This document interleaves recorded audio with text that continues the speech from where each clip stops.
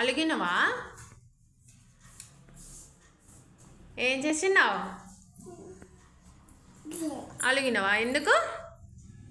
పప్ప కావాలా? ఎక్కడికి వెళ్ళిండు పప్ప? ఎక్కడికి? ఆఫీస్కి వెళ్ళిండా? నిన్ను వదిలేసి వెళ్ళిండా? మరి నువ్వు వెళ్తావా రేపటి నుండి? వెళ్తావా? ఎక్కడికి? పప్పతోటి పోతావా? ఆఫీసా?